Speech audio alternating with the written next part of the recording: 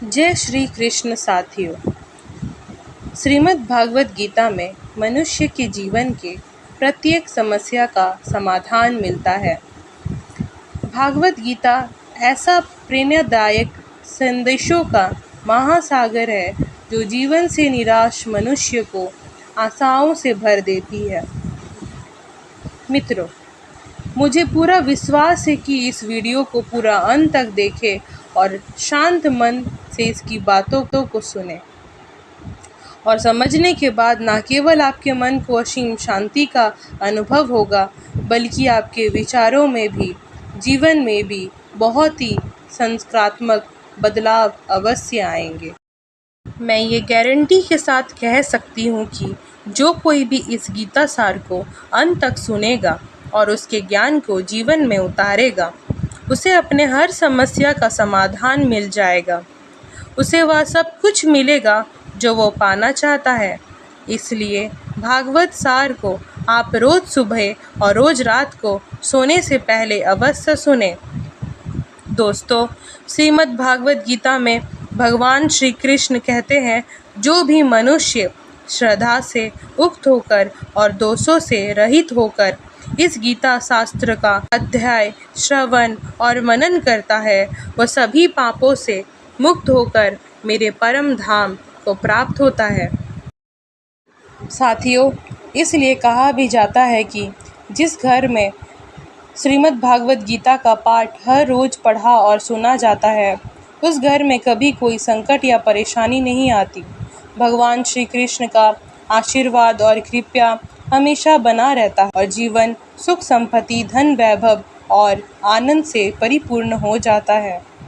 मित्रों, कुरुक्षेत्र की युद्ध भूमि में हुए महाभारत के भीषण युद्ध के प्रारंभ में अर्जुन युद्ध भूमि में अपने चारों तरफ युद्ध की इच्छा से आए हुए अपने परिजनों, भाई बंधुओं, गुरुजनों को देखकर घबरा जाता है, निराश और हताश हो जाता है और बहुत ही दुखी होकर श्री कृष्ण के समक्ष अपने दुख और दुविधा को प्रकट करते हैं। अर्जुन कहते हैं, हे केशव, मैं कैसे ये युद्ध कर सकता हूँ? इस युद्ध भूमि में युद्ध के लिए एकत्रित हुए ये सब तो अपने ही हैं। कैसे पितामह भीष्म और गुरु द्रोण से युद्ध करूँगा? ये दोनों तो मेरे पूजनीय गुरुदेव हैं। इसलिए इन गुरुजनों को मारने से तो अच्छा है मैं भिक्षा मांगकर जीवन यापन करूं। हे मधुसूदन, जिन कौरवों से मैं युद्ध करने जा रहा हूँ, वे सब धृतराष्ट्र के पुत्र मेरे भाई तो हैं, मेरे अपने ही हैं। इन सबको मारने से तो अच्छा है कि मैं सन्यासी बन जाऊं। जो सैनिक और योद्धा युद्ध में मारे जाएंगे, उनकी स्त्रियों का क्या होगा? नहीं कृष्ण, मैं ये युद्ध नहीं कर सकता।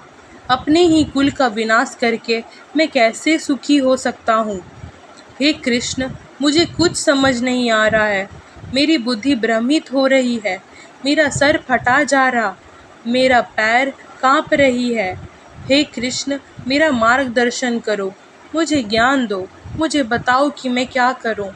अर्जुन की इस दयनीय अवस्था को देखकर भगवान श्री कृष्ण श्रीमद् भागवत गीता का वो दिव्य और अलौकिक ज्ञान अर्जुन को दिया, जो न केवल अर्जुन के लिए बल्कि हजारों वर्षों से संपूर्ण मानव जाति के लिए आधुनिक युग में भी प्रत्येक मनुष्य के लिए मार्गदर्शन है।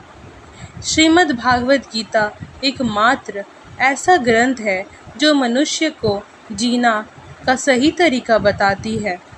भागवत गीता जीवन में धर्म, कर्म और प्रेम का पाठ पढ़ाती है।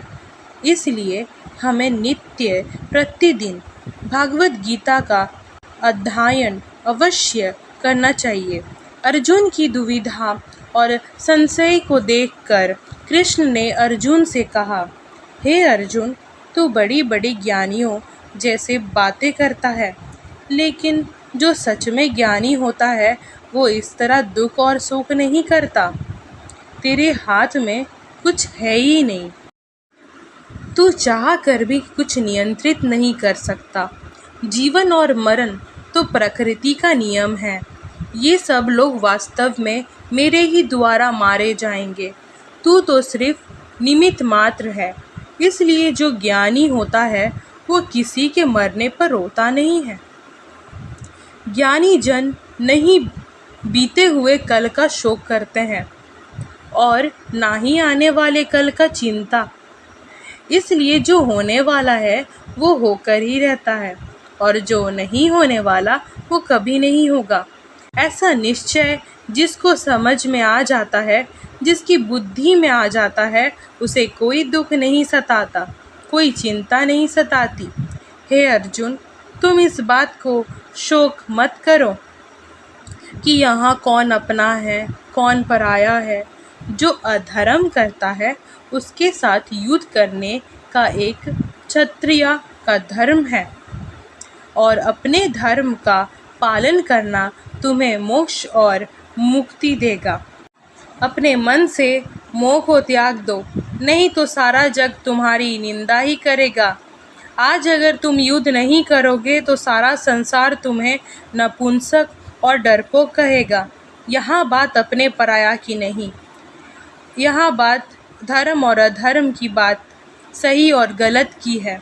अगर तुम गलत को सहोगे, उसका अंत नहीं करोगे, तो गलत करने वालों को और अधिक बल मिलेगा, वो और भी अधिक अधर्म करेंगे।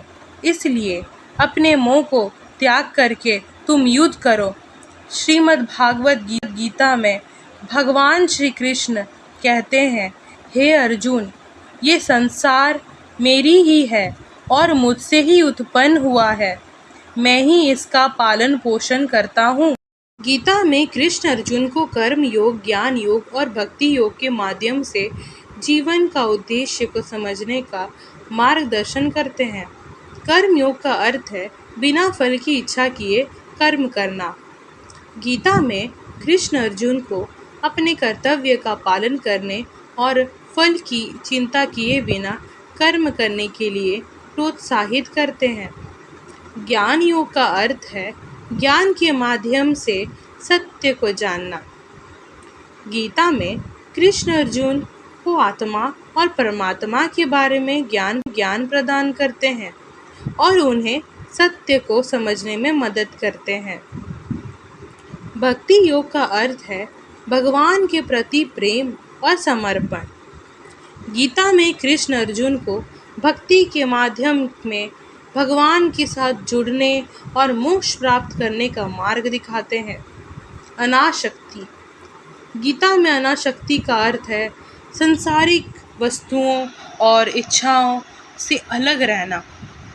कृष्ण अर्जुन को संसारिक मोह माया से मुक्त होने और आत्मा को जानने के लिए प्रोत्साहित करते हैं। धर्म का अर्थ है अपने कर्तव्य का पालन करना। कृष्ण अर्जुन को अपने धर्म का पालन करने और युद्ध के मैदान में अपने कर्तव्यों का निर्वहन करने के लिए कहते हैं। श्रीमद् भागवत गीता में संसार को क्षणभंगुर और दुखों से भरा हुआ बताया गया है। ये भी कहा गया है कि परिवर्तन ही संसार का नियम है। गीता में भगवान कृष्ण ने अर्जुन को समझाया कि संसार में सुख दुख, लाभ हानि, जन्म मृत्यु ये सब आते जाते रहते हैं।